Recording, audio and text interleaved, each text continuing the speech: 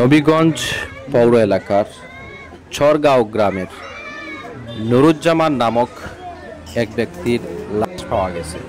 সম্মানিত ভিউয়ার্স, আমরা এই মুহূর্তে আপনাদেরকে দেখাচ্ছি যে নবীগঞ্জের চরগাঁওয়ে একজন যুবকের লাশ পাওয়া গিয়েছে।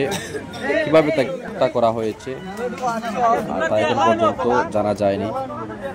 সবাই সেই লাশটি দেখতে পেয়ে চতুর্দিক থেকে এসেছেন। ইতিমধ্যে পুলিশও এসেছে, স্থানীয় অনেক মানুষ এসেছে। তার লাশটি শনাক্ত করা হয়েছে যে তার নাম হচ্ছে নুরুজ্জামান, সেই যুবকের নাম হচ্ছে নুরুজ্জামান। কিভাবে তাকে হত্যা করা হয়েছে, কিভাবে তাকে কে বা কারা করেছে তা এখন পর্যন্ত সঠিকভাবে জানা যায়নি। ইতিমধ্যে প্রচুর মানুষ রয়েছে, আপনারা দেখতে পাচ্ছেন।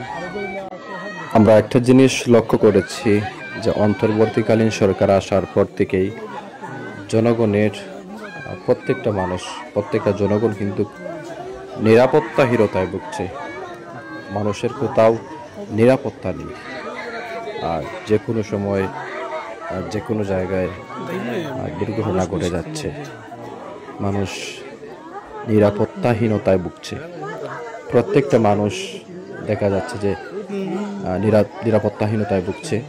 প্রতিনিয়ত দেশের বিভিন্ন জায়গায়, বিশেষ করে গত কয়েকদিনে সিলেটের মধ্যে অনেক হত্যাকাণ্ড ঘটেছে। গতকালকে যেমন 7ম শ্রেণীর একটা ছাত্রকে সিলেটে তাকে হত্যা করা হয়েছে। এভাবে প্রতিনিয়ত কিন্তু দুর্ঘটনা ঘটতেই আছে।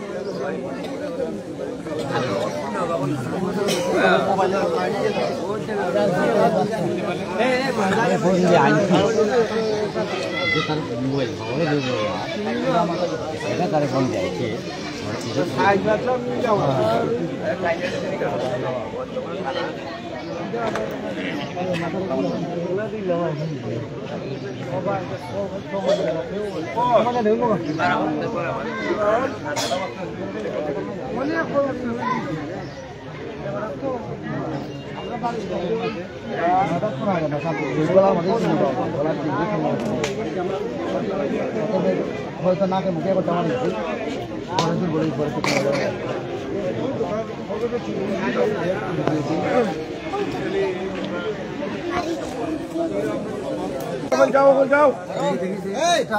তোমরা ক্যামেরা নিয়ে ব্যস্ত